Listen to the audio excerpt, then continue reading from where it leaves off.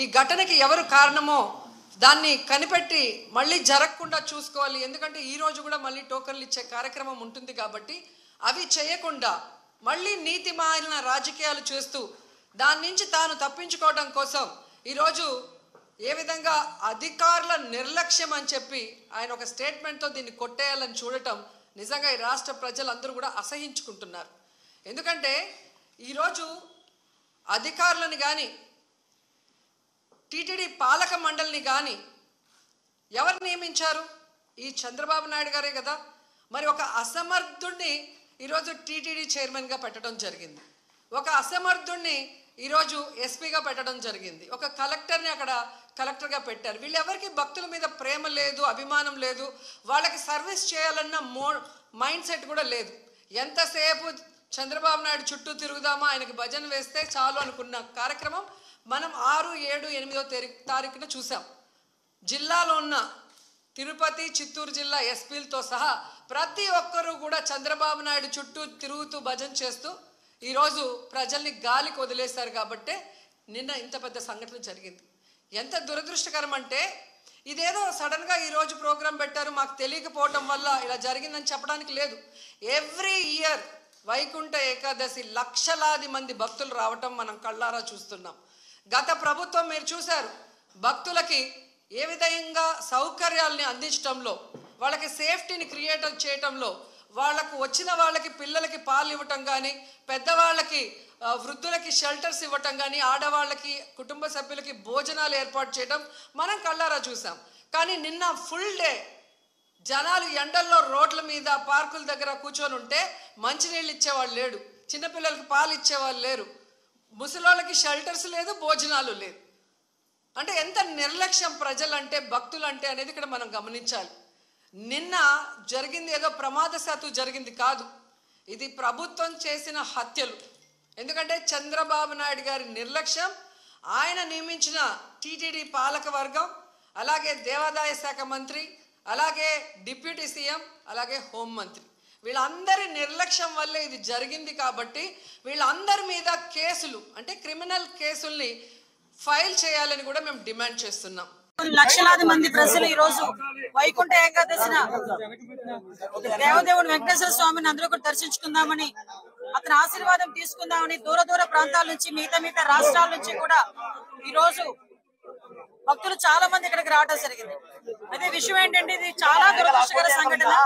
ఎందుకంటే టీటీడీ ఈసారి లక్షలాది మంది ప్రజలు వస్తారనే సంగతి తెలిసి చాలా ఏర్పాట్లు కూడా చేస్తున్నారు. ఈ టీటీడీ చేసిన ఏర్పాట్లని, ప్రభుత్వం చేసిన ఏర్పాట్లని కూడా నిన్న ఉదయమే చాలా మంది భక్తులు కూడా కొనియాడిన సందర్భాన్ని కూడా ఈ సందర్భంగా గుర్తు చేయాలి.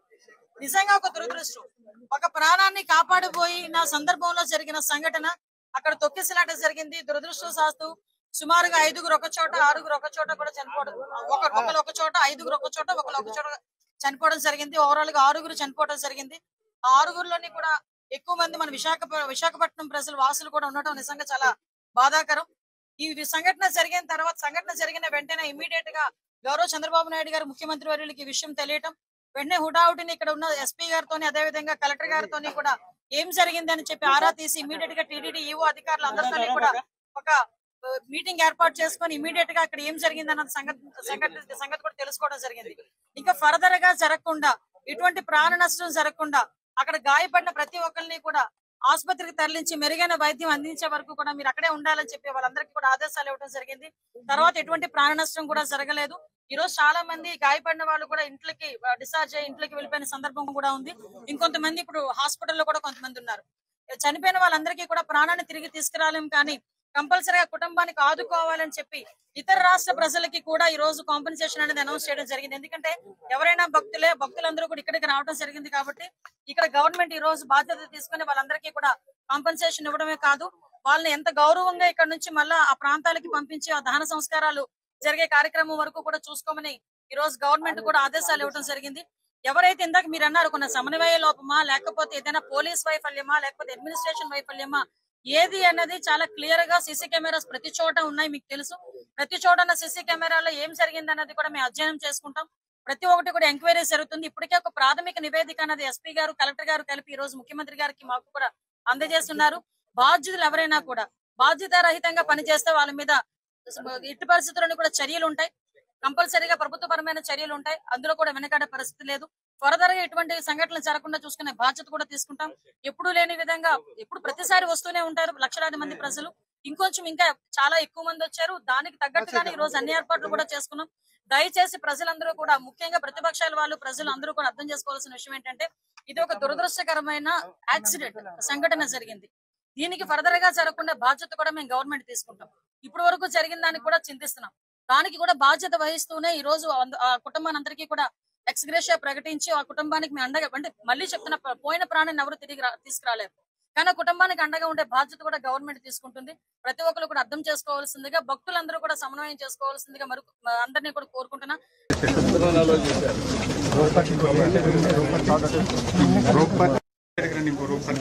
2000 మాట్లాడతారనుకున్నారు, 2500 ఎన్కరేజ్ చేశారు. What is the instructions you have given for the administration? నువ్వు డిప్యూట్ చేసినప్పుడు లోకల్ కంజెషన్ లేదు సార్. వాళ్ళు పీస్ఫుల్ గా కూర్చునే ఉన్నారు. బట్ వదిలేటప్పుడు మాత్రమే అది కంట్రోల్డ్ గా వదలకపోవడమే అయిపోయింది సార్. ఇక్కడ లోకల్ కంజెషన్ ఒకసారి ఇక్కడ ఇదే న్యూ ప్లేస్ కదా, బీ క్లియర్. న్యూ ప్లేస్ తీసుకొచ్చి పెట్టినప్పుడు you must have dos and do nots. మరి ఎక్కడ అమలు చేశారు మీరు? ఎవడైతే ఒక ఆఫీసర్ ఇక్కడ పంపిస్తారో చెప్పి పంపించాలి కదా. అవన్నీ చేసాం సార్. డిఎస్పీ రిటర్న్ గా ఇచ్చారా? ఏమి ఇచ్చారు? కాపీ ఇవ్వండి నాకు. దర్ ఇస్ ఇన్ఫర్మేషన్ అక్కడికి ఇక్కడికి స్ప్రెడ్ అయిందా? అన్ని దిక్కల్లో ఇస్తున్నారు, ఇక్కడ ఇవ్వలేదని అయి ఉంటుంది కదా. అన్ని సిటీలోను పక్క పక్కన ఇస్తా ఉంటే అక్కడ ఇస్తున్నారు, ఇక్కడ ఇవ్వలేదని ఫోన్లు కూడా చెప్పుకుంటారు కదా. సెంటర్స్ కాకుండా ఎట్లా ఉంటుంది? పక్క పక్కనే టికెట్లు ఇచ్చింది 8 o'clock. టికెట్ స్టార్ట్ చేసింది 9 o'clock. 9 o'clock. బట్ ఏటమ్మా నీకు మెసేజ్ ఇచ్చారా? వేరే వాళ్ళు ఫోన్ చేసి మీకు చెప్పారు మరిగా ఈ గ్రౌండ్ లో ఏదో ఇబ్బంది ఉంది, ఎక్కువ మనుషులు ఉన్నారు, శాంపియర్ అయిన తర్వాత మీకు చెప్పారు, ముందు మెసేజ్ వచ్చిందా? కాదు, నేను అడిగిన స్ట్రైట్ క్వశ్చన్, మీకు మెసేజ్ వచ్చిందా? వచ్చింది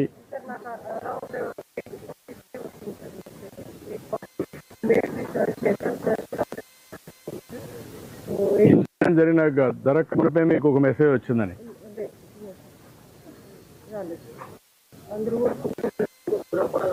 అప్పుడే ఫుడ్ వచ్చింది, అందరు తిన్నారు. సో దే ఆర్ వెయిటింగ్ అని చెప్పి 20 minutes బ్యాక్ క్యూ లైన్ లో మీకు ఎప్పుడు తెలుసు? మీరు యు ఆర్ జేఈఓ, ఇవన్నీ ఇన్ఛార్జ్, am I right? అన్ని దిక్కలు చేసి ఇక్కడ చేయకపోతే నీకు ఎప్పుడు మెసేజ్ వచ్చింది? I got it around 8:42. What is the system you are having monitoring? ఒక వాట్సాప్ క్రియేట్ చేసుకున్నావా? వాట్సాప్ క్రియేట్ చేసి అన్ని సెంటర్లో రిలీజ్ చేసి ఇక్కడ ఎందుకు రిలీజ్ చేయాలి అడిగావా? సార్ రిలీజ్ చేయలేదు ఎందుకని అడిగితే సార్ అప్పుడే ఏం చెప్పారంటే, sir DSP has to come, they not. I said no, you have to follow uniform instruction, you cannot follow like. ఎవరు చెప్పారు మీరు? సార్ ఇక్కడున్న ఇన్ఛార్జ్ చెప్పాను. Who is incharge? Who is incharge అడిగా. ఇక్కడ ఎవరికి చెప్పారు?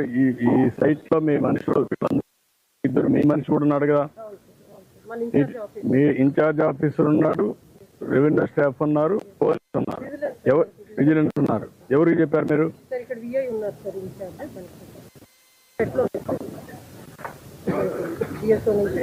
మీరు ఒక వాట్సాప్ గానీ అవన్నీ క్రియేట్ చేసుకోవాలి. చేసండి, మెసేజ్ పెట్టారా? ఎన్ని గంటలు పెట్టారు అది? సార్ అరౌండ్ 5:40 చెప్పేశాను sir. So depending on situation ఎక్కడెక్కడ మన సైట్ ఉందో ప్లీజ్ రిలీజ్ హోల్డింగ్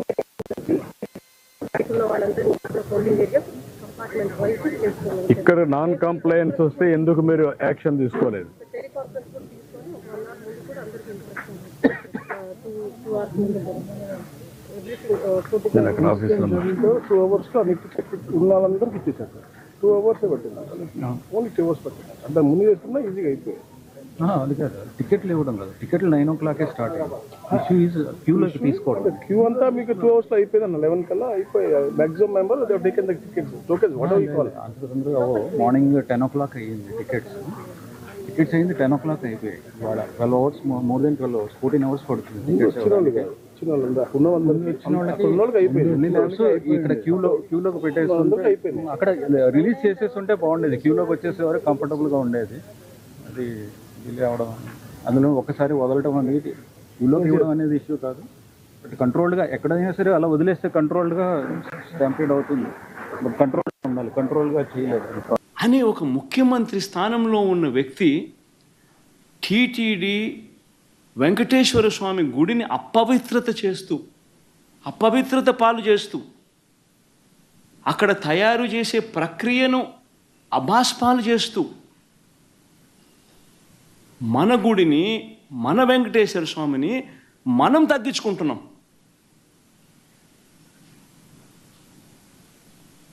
ఇంతకన్నా దారుణమైన పరిస్థితులు ఎప్పుడైనా రాష్ట్ర చరిత్రలో ఎక్కడైనా జరుగుతాయా? I am an unapologetic Sanatani Hindu.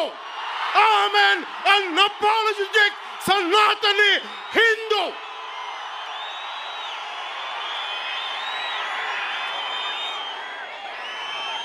But I will respect Islam. I respect Christianity. I respect Sikhism. I respect Buddhism and all the other dharmas.